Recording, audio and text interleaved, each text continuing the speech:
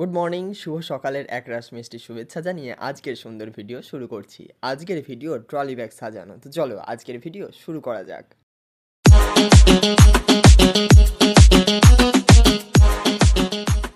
Trolley bag সাজানোটা কিন্তু অনেকেই পছন্দ করে, আবার অনেকে পছন্দ করে না। তবে এই ক্ষেত্রে আমি যাদের বিয়ের তত্ত্ব সাজাচ্ছিলাম তাদের ক্ষেত্রে কিন্তু তারা খুব পছন্দ করে সাজানোর ব্যাপারটা, কারণ তারা আগে থেকেই বলে রেখেছিল যে বিয়ের তত্ত্বে যে ট্রলি ব্যাগ দুটো যাবে সেটা যেন খুব ভালোভাবে সাজানো হয়। অবশ্য ওরা আমাকে একটা ছবি দেখিয়েছিল সেরকম করে দিতে হবে। আমি তাদের দেখানো ছবি এবং মনের মাধুর্য মিশিয়ে করেছি এই স্টাইলটা। তবে আমার মনে হয় কোনো জিনিস দেখে করার থেকে মন থেকে করার গুরুত্বটা অপরিসীম। নিজের মন থেকে বের করে আইডিয়াটা বানালে সেটা যে ইউনিক হয়ে থাকে, আর অন্যের দেখে করা মানে সেটা কপি করা হলো। তাই সম্পূর্ণটাই আমি আমার নিজের খেয়াল থেকেই করেছি। মার্কেটে বিভিন্ন রকমের রিবন পাওয়া যায়, তাই ট্রলি ব্যাগ যেই রঙের আছে তার থেকে হালকা রঙের যে কোনো রিবন কিনে আনতে হবে, অথবা কালারের সাথে সামঞ্জস্য রেখে এমন কালার পছন্দ করতে হবে যা এই কালারটাকে ফুটিয়ে তোলে। ঠিক তেমনই একটা ক্রিম কালারের ওপর রিবন দিয়ে আমি সাজাচ্ছি। সাজানোর ক্ষেত্রে কিন্তু খুব একটা ইম্পর্ট্যান্ট জিনিস, সেটা হচ্ছে আঠা। আমি যেখানে এই আঠাটা ব্যবহার করছি সেই আঠা কিন্তু খুব সহজে পাওয়া যায় না। আমি অনলাইন থেকে কিনেছিলাম এই বন্দুকটা। এর পিছনে যেই স্টিকগুলো আছে সেই স্টিক ঢুকিয়ে দিলে আঠা কিন্তু গরম হয়ে ভালোভাবে বের হতে পারে, যার জন্য আমার কাজটা করতে অনেকটাই সুবিধাজনক বলে মনে হয়। এই আঠাটা এতটাই তীক্ষ্ণ যে ব্যাগ পুড়িয়ে ফেলতে পারে, তাই কম হিটের মধ্যে এটাকে করতে হয়। এটা দীর্ঘদিন ব্যবহার করলে তবেই এর অভিজ্ঞতা বোঝা যায়। আমি ট্রলি ব্যাগের ওপর নিচ করে বর্ডার করে নিয়েছি দুটো মাঝখান বরাবর, আড়াআড়িভাবেও সেম দুটো লাইন করে নিয়েছি, ঠিক যেমন রেল লাইন পাতা থাকে।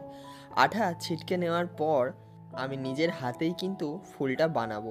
রিবন দিয়ে ফুল বানানোটা বহু বছর আগেই আমি শিখেছিলাম, তবে কোথায় শিখেছিলাম মনে নেই। সেই জিনিস আমি প্রত্যেকটা তত্ত্বের ওপর দিয়ে থাকি, যেগুলো একটু বেশি স্পেশাল হয় সেগুলোর ওপরে তো অবশ্যই দিয়ে থাকি। এই ক্ষেত্রে এই ট্রলি ব্যাগগুলো কিন্তু খুব স্পেশাল, সেই জন্য নিজের হাতে বানানো রিবনগুলো এই ফুলগুলো দিয়ে সাজাচ্ছি।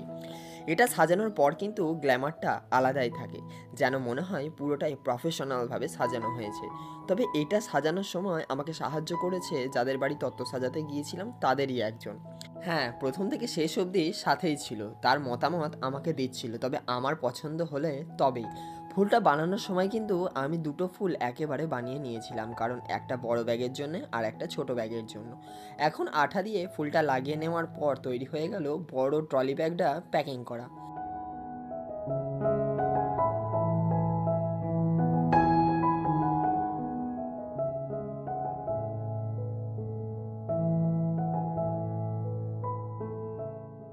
এখন সময় হয়েছে ছোট ট্রলি ব্যাগটা সাজানোর।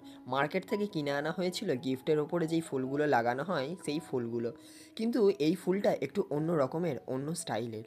এখন যে ফুলটা দেখছো এই ফুলগুলো কিন্তু সম্পূর্ণ নেটের ওপরে কাজ করা। তাই ফুলটা বানিয়ে নিয়ে আঠা লাগিয়ে দিলাম ট্রলি ব্যাগের ওপর। আঠার হিট কিন্তু মোটামুটি গরম, খুব বেশি গরম দিলে পুড়ে যাওয়ার চান্স থাকে। হালকা আঠা দিতেই লেগে গেল এই নেটের ফুলটা। এখন যে সুর দুটো নেমে আছে সেগুলোকে একটু কার্লি করে দিতে হবে। কার্লি করে দেওয়ার জন্য কিন্তু কাঁচি ব্যবহার করছি। কাঁচি দিয়ে যদি সোজা টানা হয় তাহলেই কার্লি হয়ে যাবে। তোমরা বাড়িতে কখনো ট্রাই করে দেখতে পারো। এখন খুব সহজেই তৈরি হয়ে গেল দুটো ট্রলি ব্যাগ সাজানো। যাই হোক বন্ধুরা, তোমাদের ট্রলি ব্যাগ সাজানোর এই প্রসেসটা কেমন লাগলো?